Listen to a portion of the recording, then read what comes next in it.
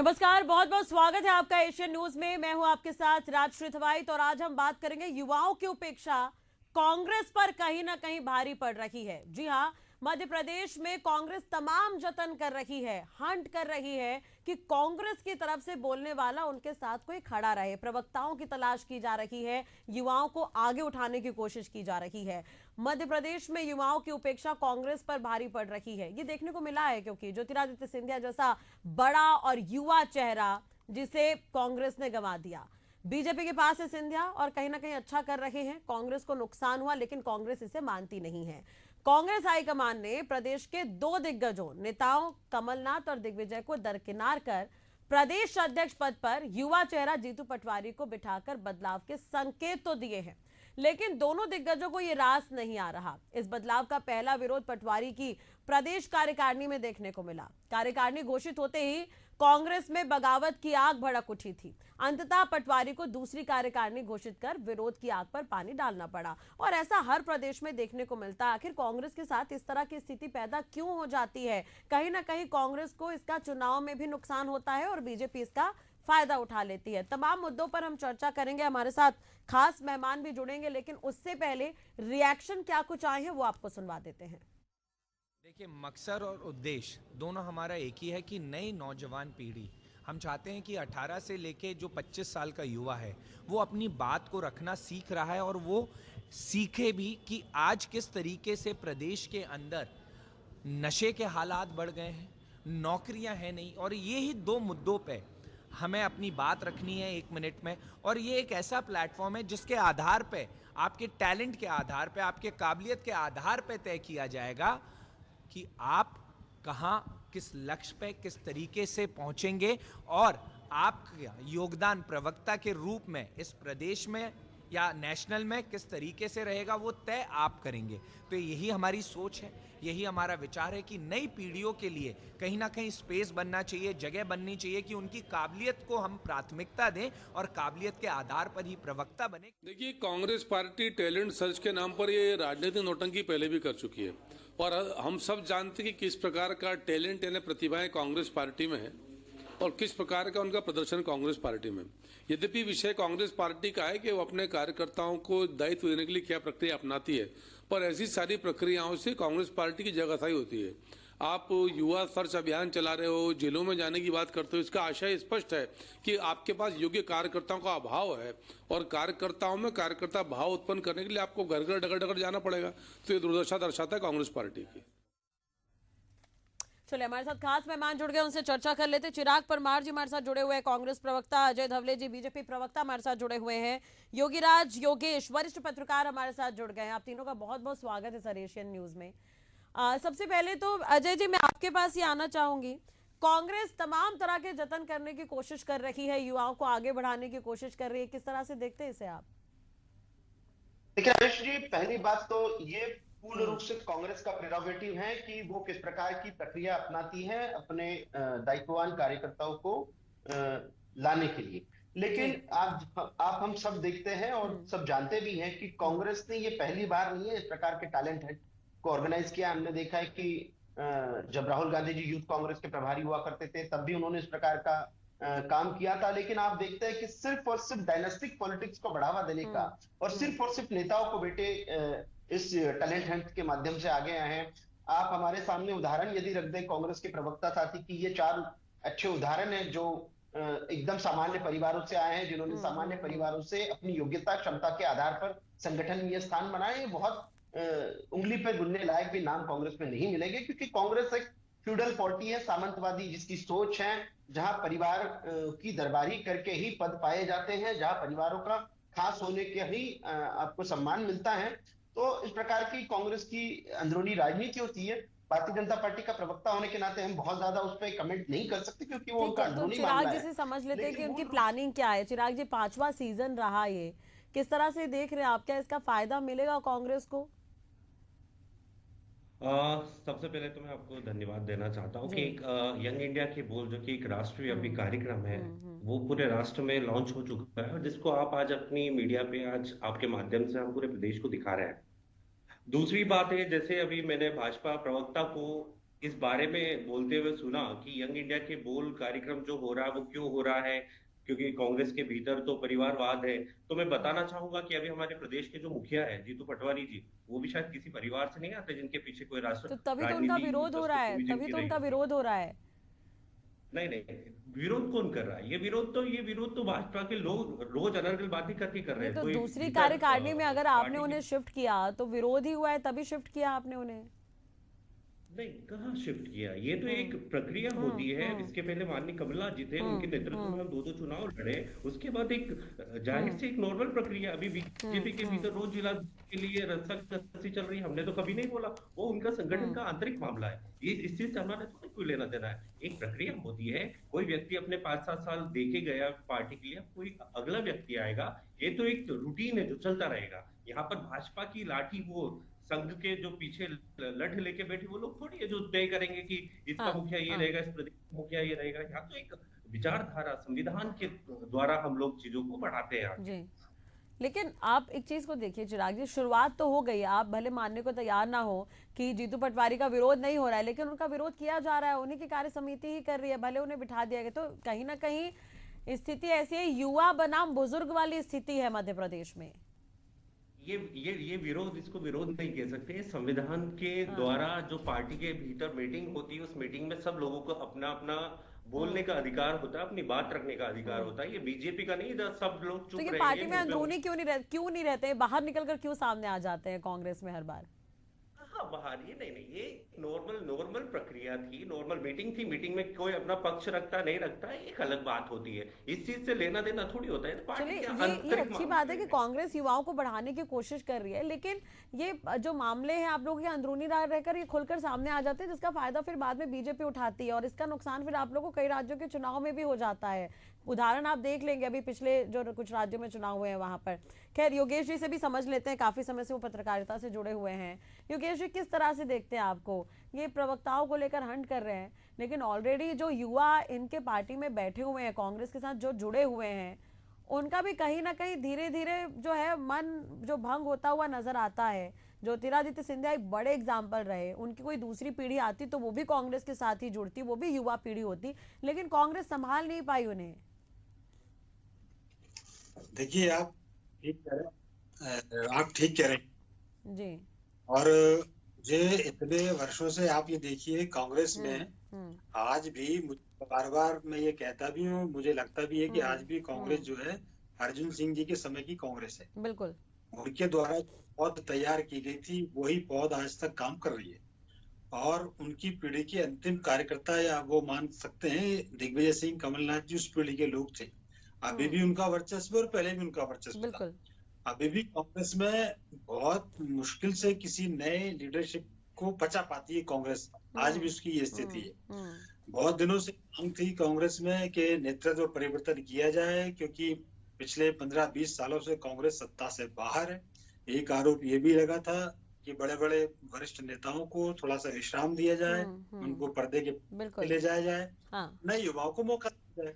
ठीक उस है। प्रोसेस के तहत जीतू पटवारी को प्रदेश अध्यक्ष बनाया गया, लेकिन जीतू पटवारी को खुलकर काम करने देने का कोई अभी तक मुझे अवसर ही नजर नहीं आता कि उन्होंने कोई अपनी इंडिपेंडेंटली, कोई अपनी मर्जी से काम किया हो। अभी कल परसों की बातें दिग्विजय सिंह और कमलनाथ जैसे नेता कहने लग गए कि प्रदेश कांग्रेस कमेटी की बैठकों की जानकारी हमें नहीं दी जाती। तो इन्हें कवायद के बाद यदि ये हालात हैं कि एक तरफ कांग्रेस के वरिष्ठ नेता अभी भी अपने आप को ये मानते हैं कि हमें उपेक्षित महसूस हो रहे हैं, हाँ। और उधर यंग जनरेशन मान के चलती है कि जैसे तैसे हमें मौका मिला और हमें काम करने नहीं दिया जा रहा। तो इतने परिवर्तन के बावजूद भी यदि इतनी उहापोह की स्थिति है, इतनी असमंजस की स्थिति है, तो ये कांग्रेस के लिए ठीक नहीं है। बिल्कुल। मेरा यह मानना है कि यदि परिवर्तन हुआ है पार्टी में, हाँ। नए नेतृत्व को मौका दिया है, तो उस नेतृत्व पर पार्टी को भरोसा करना चाहिए, उसको मौका देना चाहिए। हाँ। बार बार यदि कांग्रेस, कमलनाथ जी और दिग्विजय सिंह जैसे नेता बार बार हस्तक्षेप करेंगे पार्टी के संगठन के कार्यकलापों में, तो नए लोगों को आप कितने ही टैलेंट हंट कर लें, आप उनको मौका दिया। बिल्कुल। और कांग्रेस की जिस तरह की रणनीति रही, आप इस पर गौर करिएगा, चाहे आप राज्य ही ले लीजिए, राजस्थान ले लीजिए, आप चाहे हरियाणा ले लीजिए, छत्तीसगढ़ ले लीजिए, इन्हीं सब चीजों का नुकसान कांग्रेस ने झेला है। कहीं ना कहीं। और योगेश जी, आप मितेंद्र सिंह पीसी कर रहे हैं, प्रेस कॉन्फ्रेंस कर रहे हैं, युवाओं को जोड़ने की कोशिश कर रहे हैं। वो पहले खुद विदेश में रहे, विदेश के बाद पिता की मृत्यु के बाद वो वापस आए। हालांकि उन्होंने बहुत जल्दी धीरे धीरे वर्चस्व बनाने की उन्होंने कोशिश की है, लेकिन एकजुट होना बहुत ज़रूरी है, एक साथ होना बहुत ज़रूरी है। अजय जी, मेरा एक सवाल आपसे ये भी है कि ठीक है, बीजेपी महिलाओं को आगे बढ़ाने के लिए काम कर रही है, बहुत सारे युवा हैं जो कांग्रेस छोड़कर भी आप लोगों के साथ जुड़ते हैं, तो उनको क्या नजर आता है, क्या स्कोप नजर आता है बीजेपी में? देखिए राजेश जी, जो मूल रूप से भारतीय जनता पार्टी की एक जो कार्यप्रणाली है कि हर कार्यकर्ता को काम और हर काम को एक कार्यकर्ता, इस नीति के तहत भारतीय जनता पार्टी काम करती है। हमने देखा है कि कांग्रेस से आए हुए भी योग्यतावान क्षमतावान लोग आज भारतीय जनता पार्टी में, कई राज्यों में तो मुख्यमंत्री, असम के मुख्यमंत्री, हमारे मणिपुर में मुख्यमंत्री कांग्रेस से आए हैं। तो इस प्रकार से भारतीय जनता पार्टी में सिर्फ कांग्रेस से आए इसलिए उनको सम्मान मिलेगा, इस प्रकार की राजनीति कभी हम नहीं करते। हमारे यहाँ जो योग्य है, जो क्षमतावान है, जिसका संगठन को उपयोग समझता है, उन लोगों को हम लोग काम देते हैं। हाल ही में हमने देखा है कि कांग्रेस में अभी एक प्रवक्ताओं की सूची जारी हुई थी, और जारी होने के आधे घंटे बाद फिर से कांग्रेस की एक पत्र आता है कि इस सूची को स्थगित कर दिया जाता है।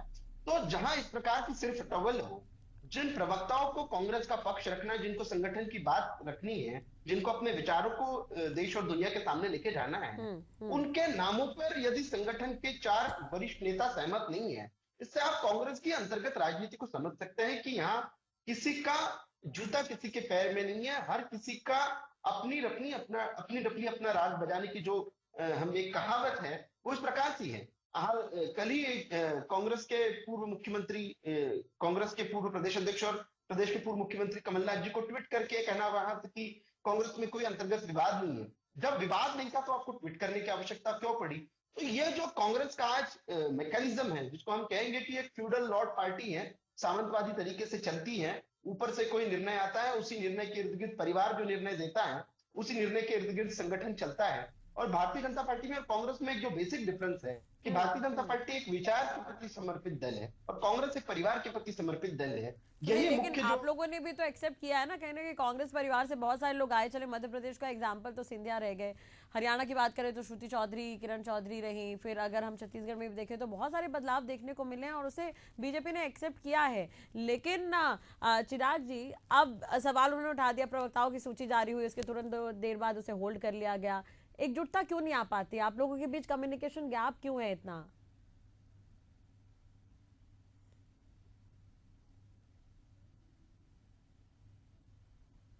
चिराग जी, आपको मेरी आवाज मिल रही है? शायद आवाज नहीं आ रही। आवाज हाँ, आप ठीक कृपया है प्लीज चिराग जी, रिपीट अगर कीजिए आपको प्लीज। मेरी आवाज मिल रही है तो मेरा सवाल यही कि एकजुटता क्यों नहीं आ पाती है, कम्युनिकेशन गैप क्यों है इतना? बार बार हर प्रदेश में कांग्रेस 2 धड़ों में क्यों बटी हुई है?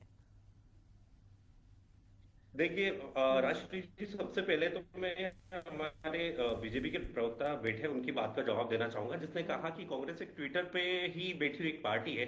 लेकिन मुझे बताते हुए बड़ा गर्व महसूस होता है कि कांग्रेस वो पार्टी है जो खातेगांव कन्नौज में एक आदिवासी के साथ में कोई गलत होता है तो वहां पे हमारे अध्यक्ष 12 घंटे के लिए धरने पे बैठ जाते हैं। हमारा प्रदेश का युवा जब बेरोजगार के खिलाफ अपना आंदोलन इंदौर के अंदर करता है, जब पीएससी का स्टूडेंट, वहां पर जाके हमारे नेता उनके साथ में बैठते हैं। किसी महिला के साथ बलात्कार हो जाता है तो उस बलात्कार के आरोपी को बचाने का काम बीजेपी के करते हैं और हमारे नेता उस परिवार के साथ में बैठने का काम करते हैं। इसी प्रदेश में आष्टा में हमारे 2 भाई बहनों ने, जो कि पति पत्नी थे, उन्होंने आत्महत्या कर ली। क्यों कर ली? क्योंकि ईडी उनको फोर्स कर रहा था कि भैया बीजेपी ज्वाइन कर लो, आपके बच्चों को बीजेपी ज्वाइन करवा लो। ऐसे लोगों को की जो पार्टी है भारतीय जनता पार्टी, जो दिन रात षड्यंत्र रचकर हमारे कार्यकर्ताओं को प्रताड़ित कर रही है, एक एक कार्यकर्ता के साथ में इस प्रदेश का मुखिया और प्रदेश की पूरी पार्टी उनके साथ खड़ी है, चाहे वो आदिवासी हो, गरीब हो, पिछड़ा वर्ग हो, किसी भी कम्युनिटी का हो। कई आरोप आपने लगा दिया अजय जी इस पर जवाब, क्या बीजेपी कुछ नहीं कर रही इन सब मुद्दों पर? बीजेपी की तरफ से कोई रिएक्शन नहीं आता है क्या इस पर? राष्ट्रीय, मुझे लगता है मध्य प्रदेश की जनता बार बार अपने जनादेश के माध्यम से इन सारे प्रश्नों का उत्तर देती है कि सुशासन किसने दिया है, मध्य प्रदेश में कानून और सुव्यवस्था किसने स्थापित की है, ये हमारी सरकार ने स्थापित की है। आज भारतीय जनता पार्टी अनबिटन मध्य प्रदेश में सरकार चला रही है। उसका एक में उद्देश्य है कि हमने किसी भी किसी भी व्यक्ति विशेष के विरोध की राजनीति नहीं की। हमने सर्वजन हिताय सर्वजन सुखाय की जो राजनीति की, और उसी का नतीजा लेकिन है कि जनादेश आज आ गया, जनादेश जनता ने आपको चुन लिया, तो उसके बाद तो काम तो करना पड़ेगा सर। अगर इन सब मुद्दों में आरोप लगा रहे हैं चिराग जी कि आप लोग नहीं मुखर होते हैं, नहीं बोलने आते हैं, तो फिर यहाँ पर नहीं, मैं वही बात कर रहा हूँ। ये बोल रहे हैं कि जनादेश के माध्यम से यदि पब्लिक अपना वोट मत देती है कि क्या रहा है पिछली सरकार में, तो 2018 में तो प्रदेश की जनता ने हमें चुना था। उनको 2019 में 20 में कैसे गिराया गया है तो पूरे देश ने देखा। जहां पर जिन लोगों को आप सदियों से गाली देते आ रहे थे झांसी की रानी के नाम को लेकर, उसी परिवार को अपने गोदी में बिठा लिया और आप सरकार में आगे बढ़ गए, तो ये तो पूरी जनता देखती है। तो हमने तो 15 इसमें तो महीने चिराग जी, में इसमें तो आप कांग्रेस को भी बचा कर रखना चाहिए था, सिंधिया को। फिर सिंधिया परिवार को बचा कर रखते। फिर ये वही तो मैं कहना चाह रही हूँ कि हर राज्य में कांग्रेस दो धड़ों में क्यों बटी हुई है, जबकि नुकसान हो रहा है कांग्रेस को। कांग्रेस एक्सेप्ट क्यों नहीं करती इन चीजों को? मैं शासन की बात कर रहा हूँ, शासन की बात कर रहा हूँ, तो मैं वही बताना चाह रहा हूँ आपको। जो ये 15 साल में नहीं कर पाए थे, हमने वो 15 महीने में किया। हमने किसानों का ठीक है, कर्जा अजय जी माफ तो किया, जनादेश का हमने हवाला दे रहे हैं व्यापारियों कि के जनता ने खिलाफ तो आवाज हमें चुन उठाई। लिया है। अजय जी, जो मुझे लगता है किसी भी राज्य में वहां की जनता अपने जनादेश के माध्यम से सरकार के कामों का मूल्यांकन करती है। मध्य प्रदेश में भारतीय जनता पार्टी की कामों का मूल्यांकन मध्य प्रदेश की जनता बार बार करती आई है। हाल ही के संपन्न हुए लोकसभा चुनाव में भी 29 के 29 लोकसभा सीटें, ये मध्य प्रदेश में हिस्ट्री में पहली बार हुआ है कि किसी राजनीतिक दल ने 29 लोकसभा सीटें जीती है। तो जब ये हो रहा है तो इससे निश्चित रूप से जनता की भावनाएं स्पष्ट होती है। जनता की आकांक्षाओं का सम्मान करने वाला दल कौन सा दल है ये स्पष्ट होता लेकिन है। उसे तो आगे बढ़ाना भी होगा। ठीक है, योगेश जी भी देख रहे वहां की परिस्थितियां। योगेश जी, मेरा एक सवाल आपसे कि युवा कौन सी पार्टी में एक्टिव है? चले एबीवीपी हो जाते हैं, एनएसयूआई हो जाते हैं, तो किस तरह का उनका वहां पे काम देखने को मिलता है मध्य प्रदेश में? नहीं, देखिए, युवा कांग्रेस अपने स्तर पर काम कर रही है, इसमें कोई दोहराए नहीं। सवाल इस बात का है, मैंने पहले भी जिक्र किया था कि इन युवाओं को जो बैकअप देने की जरूरत है पार्टी के सीनियर लीडरों की, वो बैकअप नहीं मिल पाता। हाँ, क्योंकि सीनियर लीडर जो हैं वो अभी भी अपना ही गुट पार्टी में और संगठन में चलाना चाहते हैं। तो जब तक आप बात करते हैं टैलेंट हंट की, लेकिन नए लोगों को आप मौका नहीं देना चाहते। दूसरी बात यह है कि जब पार्टी के आप इतने बड़े सीनियर लीडर हैं, क्या आपको पता नहीं कि कांग्रेस में कौन कौन से नए युवा नेता जो हैं वो बड़े अच्छे नेता हैं, काबिल नेता हैं? आपको टैलेंट हंट की आवश्यकता क्या पड़ रही है? दूसरी बात, टैलेंट हंट का विषय आपने युवा और बेरोजगार और नशा रखा, तो दो विषयों के आधार पर आप किसी आदमी का टैलेंट कैसे चेक कर सकते हैं? बिल्कुल। मान लो किसी ने बहुत जबरदस्त भाषण दे दिया नशे के खिलाफ, बहुत जबरदस्त भाषण दे दिया उसने देश की बेरोजगारी को लेकर, तो क्या इन मुद्दों को लेकर आप ये मान लेंगे कि इसमें नेता बनने की काबिलियत है? Talent Hunt basically TV serial के अभिनेता आप चुन सकते हो, फिल्म अभिनेता उसमें चुन सकते हो आप। पॉलिटिशियन अपने आप में बड़ा पद होता है। पॉलिटिशियन का दायरा बहुत विस्तृत होता है, वो सीमित दायरे में काम नहीं करता। इसलिए पॉलिटिक्स में टैलेंट हंट के बजाय जो नेचुरल टैलेंट जो को प्रोटेक्शन देने की जो जरूरत है, उस पर चलिए, तो योगेश मैंने आपसे ये पूछा कि इनका ये 5वां सीजन है, जो पुराने जो सीजन रहे वो कितने सफल रहे हैं, क्या वो सक्सेस रहे हैं? मुझे बताते हुए गर्व होता है। इसलिए कौन से युवा नेता हैं जो सामने निकल कर आए, उनका परफॉर्मेंस कैसा है, ये पार्टी को पहले बताना चाहिए। आप सीजन 5, 6, 7, 8 कितने भी कर लें, तो इन सीजनों से कुछ हासिल होने वाला नहीं है। सीजन 5 की तो जरूरत पड़नी ही नहीं चाहिए थी। मुझे लगता है अगर 4 सीजन सक्सेस रहे तो 5वें सीजन की आवश्यकता थी क्या, चिराग जी?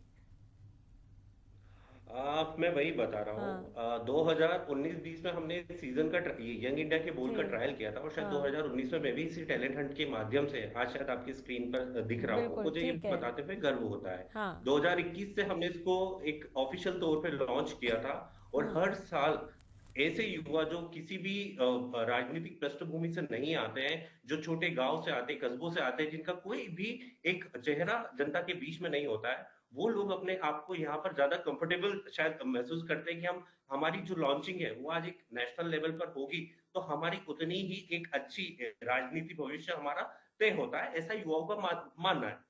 हम वरिष्ठ पत्रकार हमारे साथ बैठे हैं, मैं उनकी बात का गलत वो नहीं लगाऊंगा, लेकिन मैं कहना चाहता हूँ कि यंग इंडिया के बोल के माध्यम से ऐसे ही युवा निकल के आते हैं जो कभी कभी ये नहीं सोचेंगे कि मैं किसी धरना रैली में जाके नेता बनूं। लेकिन हाँ, वो एक बार यदि पॉलिटिक्स में थ्रू यंग इंडिया के बोल जब वो आते हैं, तो मुझे से कई युवा फिर अब राजनीति को अपना एक भविष्य, अपना करियर बनाकर आगे जाते हैं, फिर वो समाज सेवा में वो पूरी तरह से एक प्रोफेशनल तौर पर आगे निकलते हैं। ये इसका एक मानना है यंग इंडिया के बोल का। चलिए, लेकिन अजय जी किस तरह से देख रहे हैं बीजेपी की क्या रणनीति रहती है युवाओं को आगे लाने के लिए? राजेश जी, यदि आप भारतीय जनता पार्टी को फॉलो करती है तो आप देखेंगे कि भारतीय जनता पार्टी में असंख्य और अनगिनत ऐसे योग्यतावान क्षमतावान कार्यकर्ता आपको मिलेंगे जो सामान्य पारिवारिक पृष्ठभूमि से आए हैं, हाँ। जिनका कोई राजनीतिक जिनके परिवारों का वर्चस्व नहीं रहा है और आज उन लोगों को दायित्व दिए। तो निश्चित रूप से भारतीय जनता पार्टी एक ऐसा दल है जहां पे हर कार्यकर्ता को अवसर दिए जाते हैं, उन अवसरों का वो सदुपयोग करता है और हमने देखा है कि सत्ता के शीर्ष स्थानों पे भी पहुंचता है। मूल रूप से आज कांग्रेस यदि इस प्रकार के टैलेंट हंट यदि चला रही है तो हम स्वागत करते हैं कि कांग्रेस को टैलेंट हंट चलाने की आवश्यकता भी है, क्योंकि जब आपका सर्वोच्च नेता ही जिसका टैलेंट, जिसमें कुछ भी टैलेंट नहीं है, वो सर्वोच्च नेता बैठा है, तो नीचे वाले लोगों में तो टैलेंट की आवश्यकता ठीक होगी है ही चिराग जी, है। इस पर और जवाब आज दे जो दीजिए, कांग्रेस क्या की सीनियर नेताओं से तो युवा सीखेंगे? तो अजय जी तो बड़ी बात कह रहे हैं कि आपके सीनियर नेता ही काबिल नहीं है, तो फिर युवा क्या करेंगे? युवा किस तरह से सीखेंगे? ये अजय जी शायद 2024 का जो चुनाव हुआ है उसमें जो मार खाई है इन्होंने, ये शायद अभी भूले नहीं है कि जिस युवा को बदनाम किया मीडिया के द्वारा 2010 के बाद से या 14 के बाद से, शायद उसने अपना काम करके देश के भीतर दिखाया, जो अपने पैरों पर पूरे कश्मीर से कन्याकुमारी और उधर ईस्ट से लेके वेस्ट को पूरे भारत को नाप दिया है, और उसी की बदौलत आज वो हमारी लोकसभा के तो वो अकेले राहुल गांधी ही तो है बस वहां पर, वो आज लीडर ऑफ ऑपोजिशन बने और आज तो वो अकेले राहुल गांधी है बस, उसके अलावा और कोई बड़े युवा आप गिनाइए। जी को बताने की जरूरत नहीं है चिराग जी, लेकिन राहुल गांधी ही बस हाईलाइट हो रहे हैं वहां पर, बाकी युवा कहाँ हैं कांग्रेस के? तो मैं पूछना चाहूंगा, भाजपा के भीतर तो एक ही चेहरा दिखता है मेरे को, तो उनके प्रदेश अध्यक्ष को भी कब जब कोई पार्टी तो अभी तो एनडीए की सरकार है तब जाके उनके सेंट्रल नड्डा जी का में, फोटो लगता है, ठीक बाकी तो एक ही चेहरा है। इसमें कोई दो रहा है क्या? दो लोग, हम दो, हमारे दो मिलके पूरी सरकार नहीं, चला आप रहे एक हैं। बार सेंट्रल कैबिनेट पर भी नजर डालें फिर तो आप। हम दो हमारे दो, ये कांग्रेस के भीतर नहीं होता है, हम दो हमारे दो।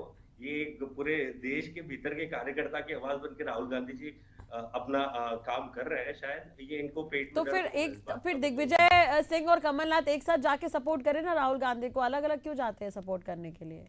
सब लोग राहुल गांधी जी को सपोर्ट की बात कर रहे हैं, अशोक गहलोत और सचिन पायलट क्यों नहीं जा पाते? कार्यकर्ता काम कर रहे हैं, भूपेंद्र हुड्डा और उधर से फिर हाँ, कमलनाथ जी भी कर रहे हैं, एक साथ क्यों नहीं हो पाते? फिर एक मंच पर सारे जो आप लोगों के राजनीतिज्ञ हैं वो नजर क्यों नहीं आते? जो सीनियर नेता है वो क्यों नहीं नजर आते?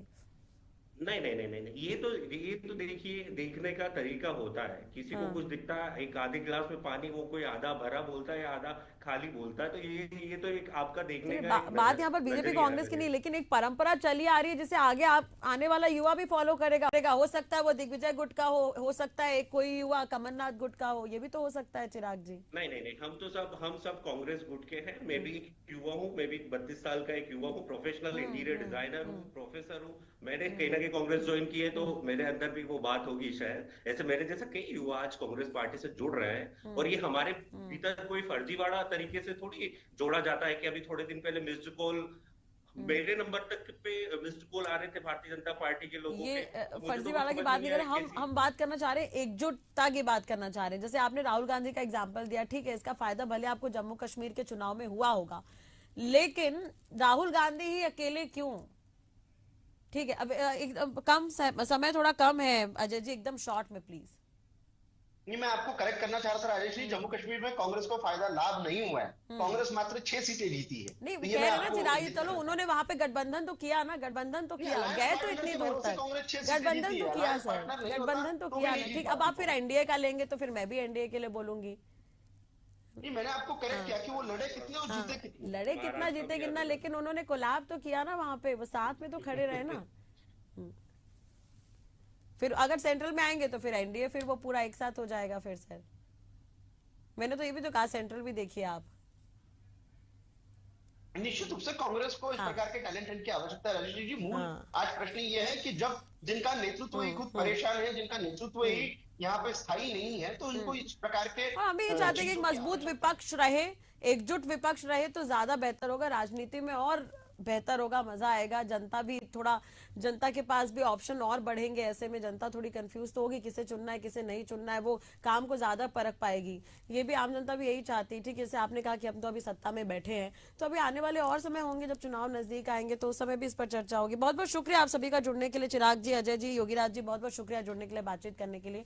तो कहीं ना कहीं कांग्रेस की तरफ से बार बार कहा जाता है कि हम एकजुट हैं, एक साथ हैं, लेकिन अब कांग्रेस युवाओं पर कहीं ना कहीं फोकस करना चाह रही है, अब युवाओं को कमान देने की तैयारी। लेकिन देखने वाली बात होगी कि ऐसे में जो सीनियर नेता है कांग्रेस के, वो एकजुट हो पाते हैं या फिर नहीं। फिलहाल हमारी खास पेशकश में इतना ही। खबरों के लिए आप देखते रहिए एशियन न्यूज।